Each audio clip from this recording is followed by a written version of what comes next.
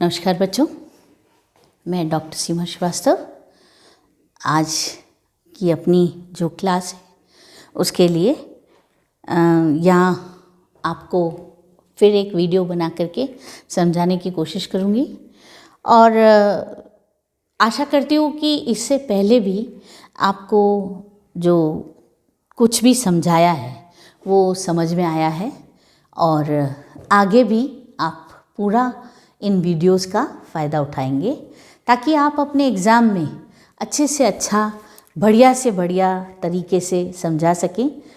जहाँ भी आपको कोई प्रॉब्लम है, हम हर वक्त आपको कहते हैं कि हम विभाग में भी उपलब्ध हैं और आपको कहीं कोई प्रॉब्लम है तो आप हमसे पूछ सकते हैं, ऑनलाइन पूछ सकते हैं, पर्सनली आके पूछ सकते हैं, पर कोरोना की गाइडलाइन के अनुसार।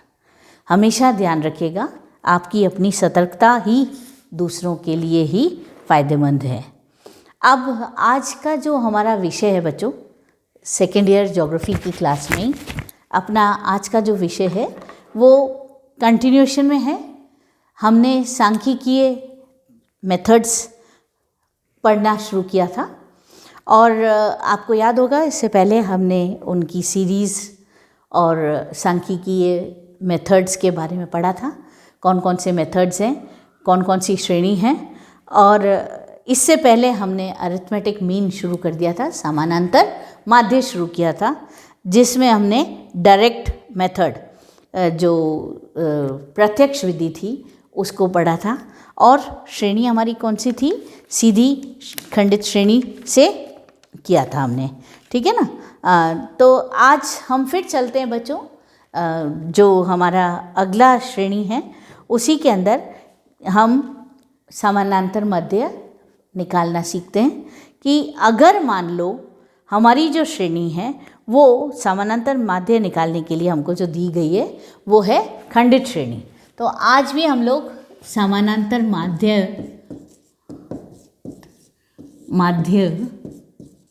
निकालेंगे, अरिथमेटिक मीन।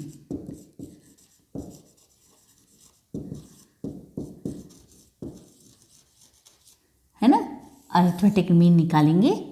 और आज जो हमारी श्रेणी रहेगी वो है calculation of arithmetic mean in discrete series. Discrete series में हम किस तरह से निकालेंगे, यानी कि खंडित श्रेणी में, ठीक है। तो calculation of arithmetic mean in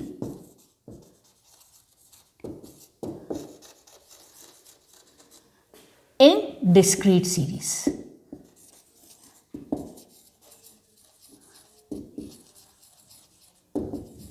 discrete series है खंडित श्रेणी में। समझ आ गया बच्चों। इसमें भी हमको कौन सा मेथड, प्रत्यक्ष विधि के द्वारा ज़्यादातर इसी का ही प्रयोग किया जाता है, डायरेक्ट मेथड का ही। तो सवाल भी दिए हुए होते हैं तो आपको दिया हुआ होता है कि भाई इसको आप डायरेक्ट मेथड या प्रत्यक्ष विधि से ज्ञात करिए, ठीक है। तो चलिए आज अपन चलते हैं अपनी एक एग्जाम्पल से। पहले मैं आपको समझा दूँ इसका सूत्र क्या होता है, कैसे इसको समझा जाएगा। कल की क्लास में आपने सिग्मा एक्स सिंपल मीन आपने निकाला था, ठीक है। अंडर रूट एक्स को सिग्मा एक्स अपॉन, सॉरी इसको अच्छी तरह से लिख देती हूँ, सिग्मा एक्स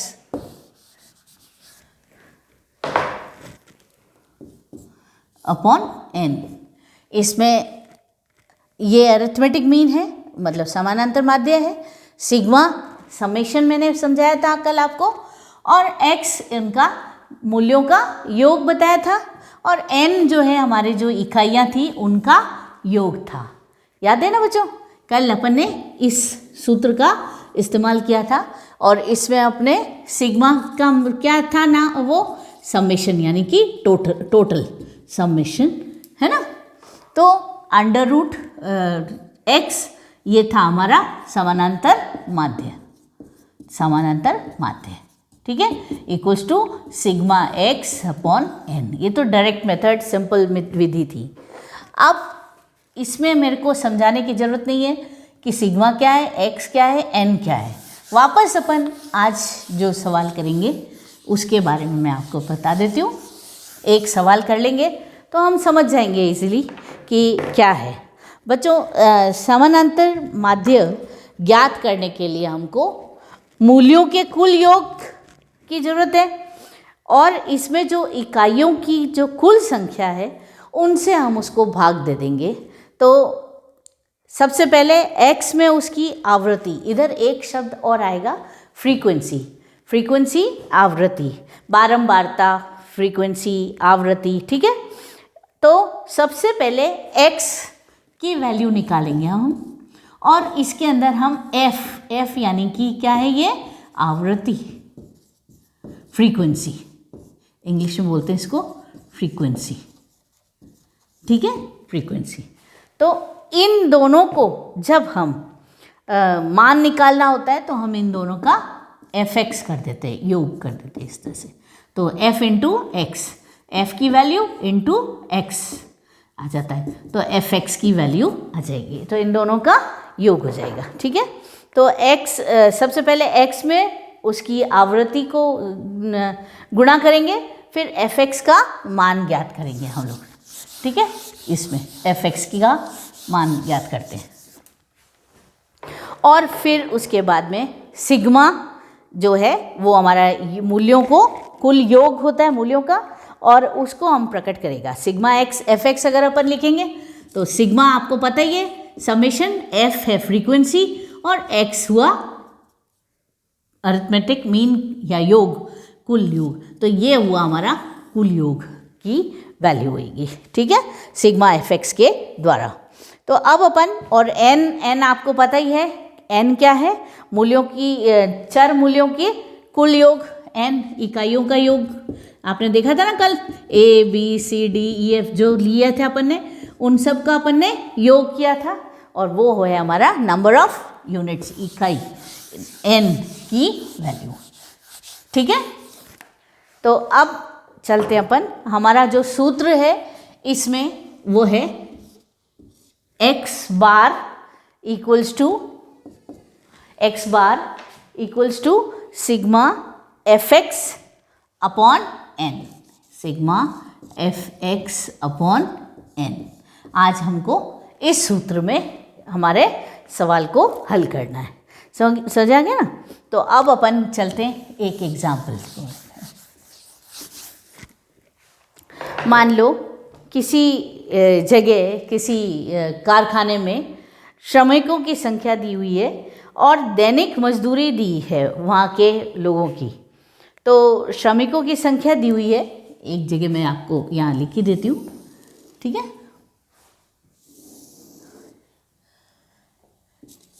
श्रमिकों की संख्या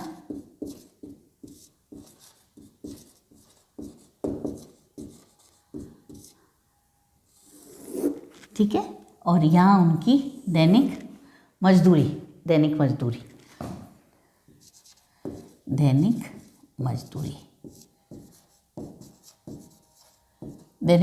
किस में होती है बच्चों, लीटर में कि किलोग्राम में, किस में होती है, नहीं, ना लीटर में ना किलोग्राम में, हम रुपए में, ठीक है। ये सब जने जानते हैं, लेकिन कभी कभी थोड़ा सा आप लोगों को एक्टिव रखने के लिए कुछ इस तरह के प्रश्न भी करने पड़ते हैं, ताकि बच्चे एकदम अलर्ट हैं या नहीं जवाब दे सके कि नहीं मैडम ये तो सिर्फ रुपए में ही होगी, दैनिक मजदूरी तो रुपए में ही होगी। तो दैनिक मजदूरी हो गई, ठीक है। अब मैं आपको ये लिख देती हूँ इसकी, जैसे मान लो संख्या इनकी है 50, 30, 25, 15, 20, फिर है 15, 15, फिर वापस 20, ये है इनकी संख्या, ठीक है। इधर जो दी हुई है संख्या ये है 62.5, फिर है 63.5, 64.5, फिर 65.5, 66.5, फिर है 67.5, 68.5 एंड 69.5। ठीक है, तो ये तो है हमारा सवाल, दिया हुआ सवाल है। इसमें ये है श्रमिकों की संख्या और दैनिक मजदूरी। ठीक है, तो अब अपने को क्या ज्ञात करना है, फ्रीक्वेंसी निकालनी है। तो फ्रीक्वेंसी पहले निकालेंगे, क्योंकि आपको पता है अपना सूत्र क्या है ना। सूत्र के अनुसार x bar equals to sigma f x upon n. तो हमको एफ एक्स भी तो निकालना पड़ेगा, तब जाके हम सिग्मा निकाल पाएंगे, और सिग्मा एफ एक्स पूरा होगा तब इसको हम डिवाइड करेंगे तो हमारा समानांतर माध्य की वैल्यू निकलेगी। समझे क्या ना। तो उसके लिए अपन को ये तो हो गया हमारा सवाल। अब इसमें हमारा जो फ्रीक्वेंसी है इसको हम अगर इधर लेते हैं तो एफ एक्स की वैल्यू आ जाएगी। एफ एक्स मतलब मल्टीप्लाई करना है, एफ को एक्स से मल्टीप्लाई करेंगे तो यहाँ हमारी सिग्मा इनकी वैल्यू आ जाएगी, सिग्मा एफ एक्स की वैल्यू इसमें निकलेगी। तो पहले अपन एफ एक्स लेते हैं, यानी कि 62.5 इंटू 50, ये तो हो गई हमारी एफ, ये हमारा हो गया एक्स। ठीक है, तो इसको हम मल्टीप्लाई करेंगे तो एफ एक्स की वैल्यू तो इसमें आ रहा है कितना, 312.5 ये वैल्यू। आप लोग भी मल्टीप्लाई करके देखो, निकलता जाएगा। ठीक है, 63.5 को 30 से करोगे तो क्या वैल्यू आ रही है, 1905.0। इसकी वैल्यू आ रही है कितनी, 1612 है ना, और 1637.0, 1330.0, फिर है 1012.5,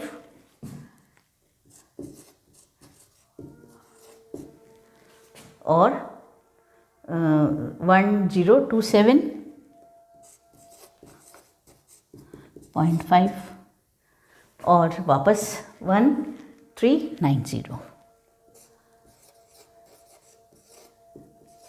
ठीक है, अब टोटल किसका, x का टोटल कितना आएगा, ये तो होगा हमारा n, तो होगा हमारा f, n क्या होगा हमारा f सिग्मा f, इन सब का टोटल जो होगा वो हमारा n की वैल्यू कितना होगा, सिग्मा f जो होगा वो कितना आ रहा है, इसमें 200 आ रहा है ना, 200 सिग्मा f कितना आ रहा है, 200। ठीक है, और इसकी जब हम टोटल करेंगे तो सिग्मा एफ एक्स की वैल्यू आ जाएगी। सिग्मा एफ एक्स इज कितना आ रहा है बच्चों, सिग्मा एफ एक्स आ रहा है 13040, ये आ रहा है हमारा टोटल, इन सब का टोटल सिग्मा एफ एक्स 13040। आ गया सब कुछ। अब हमको कुछ भी नहीं करना, हमको अपने इस सूत्र पे अप्लाई करना है। तो हम करेंगे ये under x bar equals to f x upon n.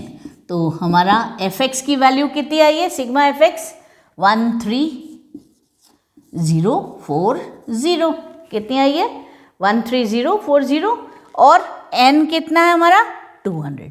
ये तो टोटल है, तो n की वैल्यू कितनी है 200 और डिवाइडेड बाय n इज 200। तो आंसर कितना आ रहा है बच्चों, 65.20। दैट इज कि दैनिक मजदूरी उनकी कितनी आ रही है, दैनिक मजदूरी कितनी आ रही है मजदूरी, दैनिक मजदूरी हर उसकी माध्यम के रूप में एवरेज मीन माध्य जो रहेगा हमारा क्या रहेगा दैनिक मजदूरी का 65 रुपये 20 पैसे। ये आंसर हो गया हमारा 65 रुपये 20 पैसे, ये हमारा आंसर हो गया। तो हमने आज डायरेक्ट मेथड यानी कि प्रत्यक्ष विधि में और विधि के द्वारा और खंडित सीरीज में हमने ये अरिथमेटिक मीन निकाला है।